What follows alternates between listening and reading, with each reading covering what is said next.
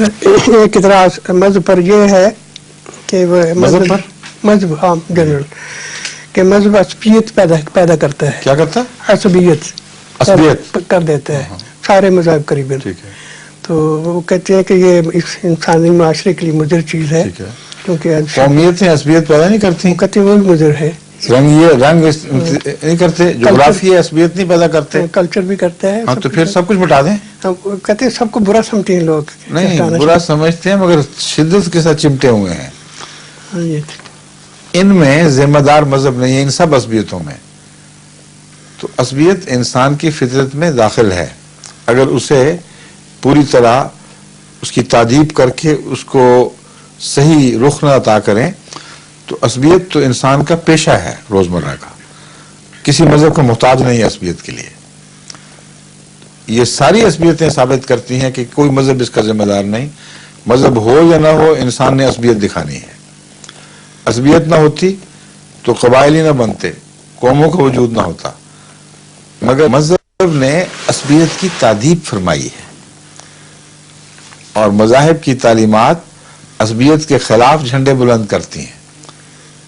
جب مذہب کی تعلیم کے اثر سے لوگ قومیں نکل کر اس عصبیت کے ماحول میں واپس چلی جاتی ہیں کہ مذہب کی اہمیت نہیں رہتی اور رسم و رواج اور دنیاوی چیزوں کی اہمیت ہو جاتی ہے، تو پھر مذہب کو عصبیت کا ذریعہ بنایا جاتا ہے، نہ اس سے پہلے نہیں.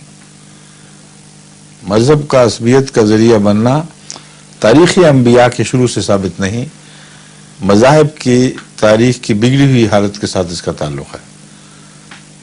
بس وہاں ذمہ دار وہی انسانی سرشت ہے جو ہر دوسری جگہ دکھائی دے رہی ہے اور اس کے خلاف احتجاج کے باوجود انسان لازماً عصبیت میں مبتلا رہتا ہے.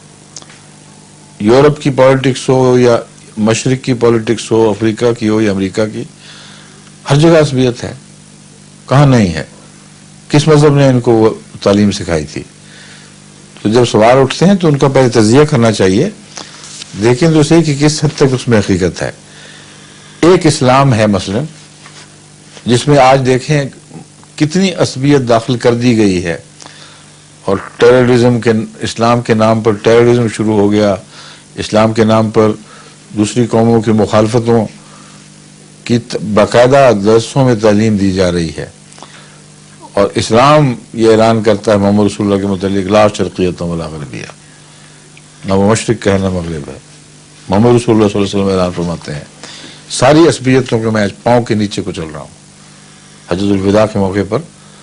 اور نہ کوئی عرب کو عجم پر فضیلت ہے نہ عجم کو عرب پر فضیلت ہے. تو مذہب میں ذمہ دار نہیں ہے. مذہب نے تو ہمیشہ جہاد کیا ہے عصبیت کے خلاف. بگڑے ہوئے لوگ خواہ مذہب سے تعلق رکھیں یا غیر مذاہب سے یا لا مذہب ہوں، ان کے اندر عصبیت کے رجحانات ہیں جو سر اٹھاتے ہیں اور دنیا کو نقصان پہنچاتے ہیں. میری وقت ہو گیا ہے؟ اچھا.